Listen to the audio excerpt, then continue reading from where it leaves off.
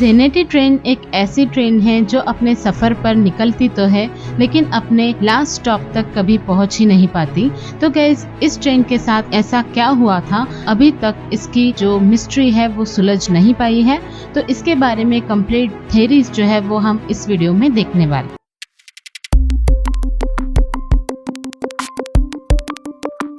Audio Jungle।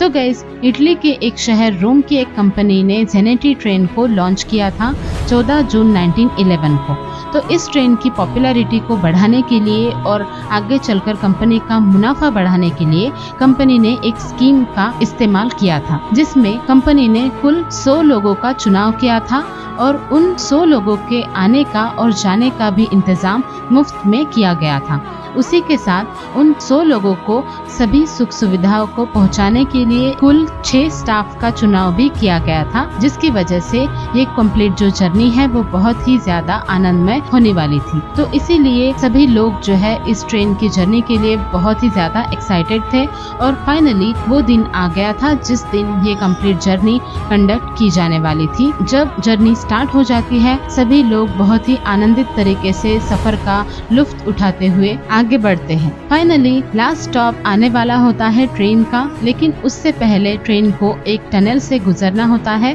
जिस tunnel का नाम होता है लोम्बार्डी टनल। तो ये टनल जो है सालों से इस्तेमाल किया जा रहा होता है, इसीलिए जेनेटी ट्रेन उस टनल में चली जाती है। लेकिन वो टनल जो है वो कंप्लीट 1 किलोमीटर का होता है और उस टनल में एंटर करते हुए ट्रेन और अपने 3 डब्बे साथ लेकर अंदर तो चली जाती है, लेकिन टनल के दूसरे सिरे से कभी वो ट्रेन बाहर आती ही नहीं। तो ऐसा उस टनल में क्या हुआ है जिसकी वजह से ये जेनेटी ट्रेन कभी दूसरे सिरे से वापस आ ही नहीं पाई। इस मिस्ट्री के बारे में सभी लोगों को धीरे धीरे पता चल जाता है कि एक ऐसा हादसा हुआ है जिसकी वजह से वो ट्रेन पूरी की पूरी गायब हो चुके हैं लोम्बार्डी टनल में। तो ये जो कंप्लीट न्यूज होती है वो हवा की तेजी से पूरे के पूरे शहर और देश में फैल जाती है, जिसकी वजह से लोग बहुत ही ज्यादा डर जाते हैं कि लोम्बार्डी टनल में ऐसा क्या हुआ है इस ट्रेन के साथ जिसकी वजह से ट्रेन दूसरे सिरे से कभी वापस आ ही नहीं पाई। तो इसके बारे में उन यात्रियों के रिलेटिव्स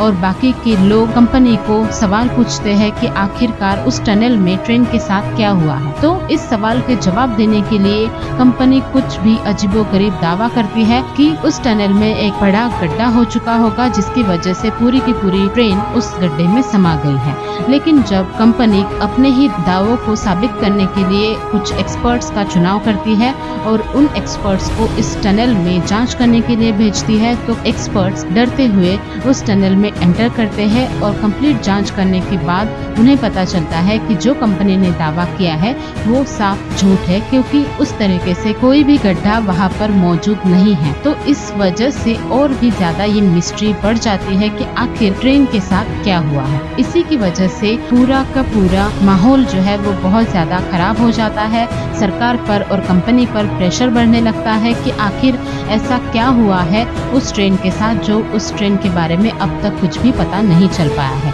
इसी की वजह से लोग सरकार पर और कंपनी पर आक्रोश दर्शाते हैं और आगे चलकर इस ट्रेन के रिगार्डिंग बहुत ही ज्यादा मिस्टीरियस न्यू स्टोरीज लोग बनाना शुरू करते हैं। तो उसी में से कुछ 2 युवक होते हैं मेक्सिको से जो दावा करते हैं कि वो दोनों भी उसी ट्रेन में सवार थे जब वो ट्रेन लोम्बार्डी टनल में एंटर करने वाली होती है। लेकिन जब उनसे कुछ सवाल पूछे जाते हैं कि आखिर उनके साथ कुछ क्यों नहीं हुआ, तो वो कहते हैं कि टनल में जाने से पहले ही वो दोनों उस ट्रेन से कूद जाते हैं। लेकिन जब उन्हें पूछा जाता है कि ऐसा उन्होंने क्यों किया, तो वो कुछ अजीब ही दावे करते हैं, जिसमें वो बताते हैं कि पूरी की पूरी ट्रेन में काला सफेद धुआं और अजीब से आवाज आने लगते हैं, जिससे डरकर वो दोनों के दोनों उस टनल में एंटर करने से पहले ही ट्रेन से कूद जाते हैं। और ट्रेन से कूदने के बाद उन्हें भी बहुत ज्यादा चोटें आती है, जिसकी वजह से वो वहीं पर बेहोश हो जाते हैं और आगे क्या हुआ उसके बारे में उन्हें कुछ भी नहीं पता। लेकिन जब कसकर उन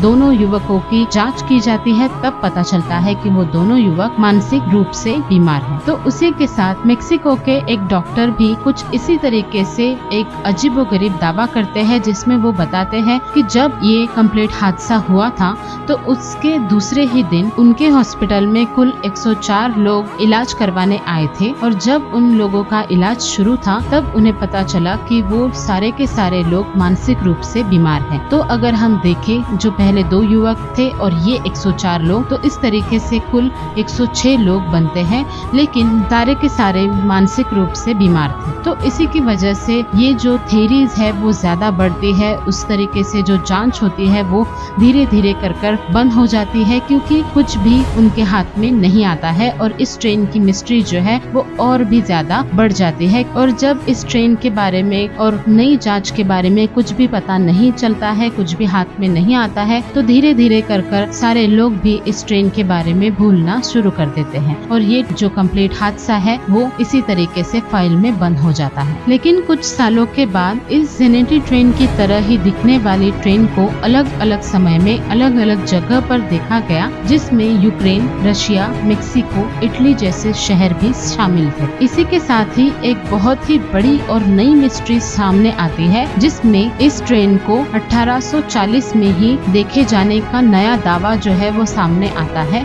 यानी कि इस ट्रेन को लॉन्च करने से 70 साल पहले जेनेटी ट्रेन की तरह दिखने वाली ट्रेन को मेक्सिको में देखा गया था। यानी कि हम कह सकते हैं कि ये ट्रेन स्थान यात्रा को छोड़कर समय यात्रा पर निकल गई, जिसकी वजह से ये ट्रेन अलग अलग समय में अलग अलग जगह पर देखी गई। और इससे भी ज्यादा एक मिस्टीरियस बात है ये है कि इस ट्रेन को 70 साल पहले मेक्सिको में भी देखा गया था। तो गाइस, क्या इस ट्रेन ने सच में समय यात्रा की है या फिर कुछ ऐसी घटनाएं उस ट्रेन के साथ घटी है जिसके बारे में अभी भी किसी मानव प्रजाति को कोई भी जानकारी नहीं है। तो गाइस, ये कंप्लीट जेनेटी ट्रेन के बारे में थ्योरीज और कंप्लीट जानकारी थी जो हमने आपको कंप्लीट एक्सप्लेन कर इस वीडियो में बताई है। इसी तरीके से हम हमारे चैनल पर बहुत ज्यादा मिस्टीरियस घटनाएं और फैक्ट भी लेकर आते रहेंगे, जिसकी वजह से अगर आप इसी तरीके से मिस्ट्रीज और फैक्ट्स के दीवाने हैं तो आप हमारे चैनल को सब्सक्राइब जरूर कीजिएगा। और अगर आपको ये वीडियो अच्छा लगा है तो प्लीज वीडियो को लाइक एंड शेयर भी कर दीजिए।